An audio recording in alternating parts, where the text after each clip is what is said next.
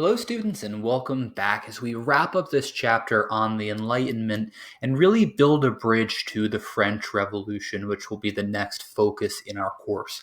The primary inspiration for this revolution in France is an earlier revolt that you're probably quite familiar with, the American Revolution.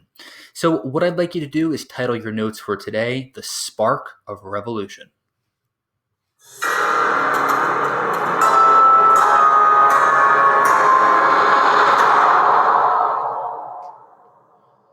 So please just keep in mind that this is not a United States history course. So in effect, we're going to be focusing on more the causation of the American Revolution, how it's tied into the Enlightenment, and really how it builds a bridge to the next focus in our course, the French Revolution, which will be relevant to European and world history. So, just to kick us off and really set the stage for where we're heading, the colonies by this point were growing rapidly. We talked about early colonization, we talked about the extreme wealth and profits that European nations were extracting out of the New World. By 1700, the population in North America was about 250,000, but only 70 years later, we have 2,150,000. So, a substantial growth among colonists who are living here. What starts to happen is in isolation, the colonists begin seeing themselves as less British or less French or less connected to their home countries and more associated with the states where they were growing up. Keep in mind, 1700 to 1770, I mean, generations are passing where they're living in the New World, so they start to form their own identity. They see themselves as Virginians or Pennsylvanians or, more closely associated with their states. Colonists had been in the Americas for 150 years when King George III of England came to power. So they don't recognize him as like the ruler in the same way that they would had they been living in Great Britain. They're still British subjects. They still see themselves as, committed to the crown, but there's still this growing sense of isolation. So, what are some reasons for conflict? We've talked about some already in this class, one of them being mercantilism. The financial policy where basically the mother countries, the European nations who originally created these colonies, were taking raw materials from them, having them shipped overseas, transformed into manufactured goods, and then sending them back. The idea was for the mother countries to be exporting much more than they were importing, and also placing very strict controls on their colonies to prevent the colonies from trading with enemy or foreign nations. It makes the colonies very upset. They feel like they're being taken advantage of. They can make a lot more money by selling with other countries. So mercantilism becomes largely hated. And this lends itself to the Navigation Acts originally created under Oliver Cromwell that forbids colonies from trading with anyone other than their mother country. And thirdly, Great Britain is largely preoccupied for a great deal of early American history because they're fighting a series of wars with France and other European nations. Think of the War of Spanish Succession. Think of the French and Indian War, 7 Years' War, 30 Years' War. And what starts to happen is this period of salutary neglect, which you can kind of translate to good neglect. So as the colonies are being ignored, they're starting to foster their own unique identity. And then finally, the most important thing, after the 7 Years' War, the French and Indian War in America, the British win control of the continent, but they rack up an enormous debt as a result. The prime minister says they have to place new taxes. The colonists are hit with these heavy taxes, and they feel as though they aren't part of the decision-making process behind passing them. So phrases like no taxation without representation become common. And through this feeling of being taken advantage of, revolutionary ideas are born. As part of the treaty that ends the war, we also have the Proclamation Line of 1763. This is attached to the Treaty of Paris, but the idea is that the colonists are not allowed to explore or settle beyond the Proclamation Line. And many colonists wonder what was the point of dying and, giving our lives and sacrificing our sons and brothers and fathers for this war. The whole point was to win this land from the French and be able to explore. But this was an attempt by the British government to exert control over the colonists, prevent them from expanding too far, becoming too much to manage. But it's yet another thing that really lays the foundation for the American Revolution. So in addition to these taxes, we also have a series of laws and acts as well. The Stamp Act required colonists to have a stamp like the one you're seeing on your screen placed on every piece of parchment or paper in the colonies, whether it was playing cards or a death certificate, a birth certificate, a letter, anything you did needed to have a stamp on it. The Tea Act is interesting. It actually made tea more affordable by allowing the British East India Company to sell directly to colonists. So you might think, wow, that's great. But what it did was it required colonists to purchase their tea not from American merchants, but from British merchants overseas. So the middle class, the merchant class, becomes completely riled up. Their business is being taken away from them. And many of those merchants are the revolutionary voices that will push the American Revolution forward.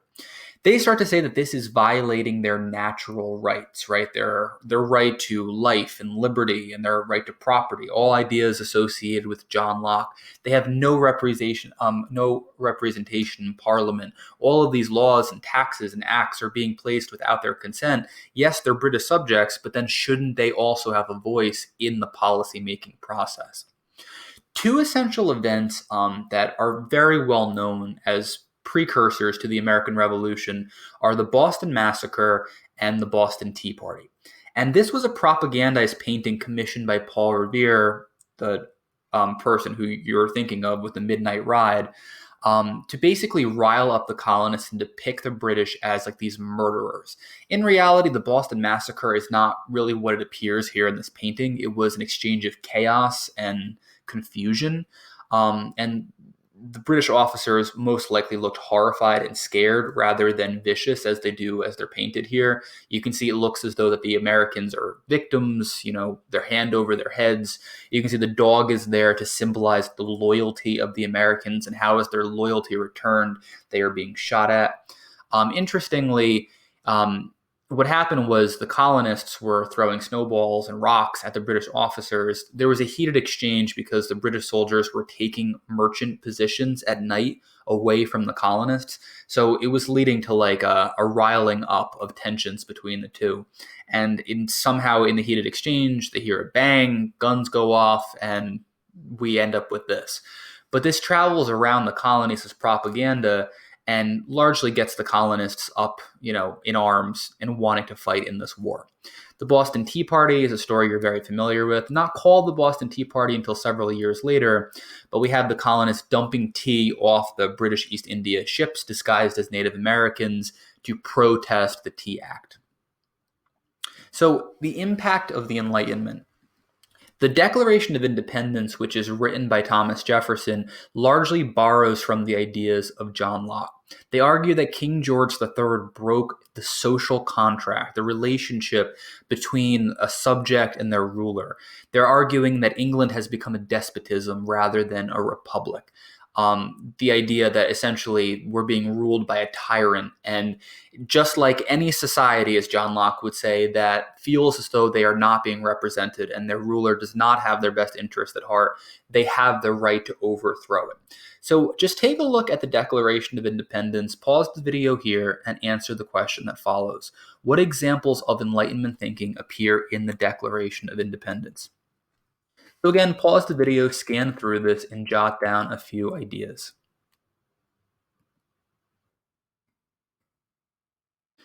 So you may be wondering, how do the Americans overcome these odds and win the war? And it's almost entirely linked to the French getting involved. King Louis XVI, the grandson of King Louis XIV, doesn't really care about the Americans at all.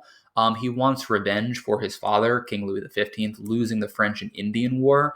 And after the Battle of Saratoga, a demonstration to King Louis that the Americans actually did have a fighting chance, the French get involved, and the team up between the two is really what becomes the British is undoing.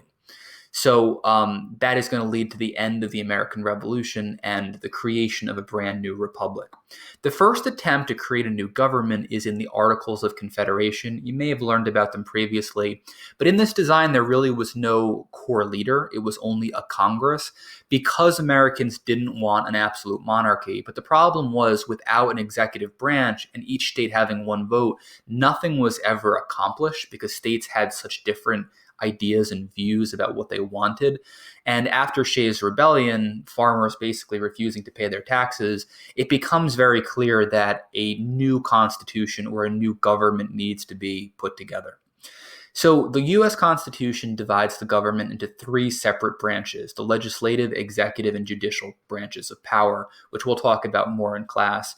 But the idea is that these checks and balances prevent any of the three from becoming too powerful. The president or the executive branch is limited by Congress. Congress can impeach the president. The laws passed by Congress can be reviewed by the judicial branch, the courts. So everything is supposed to be kept in this consistent series of checks.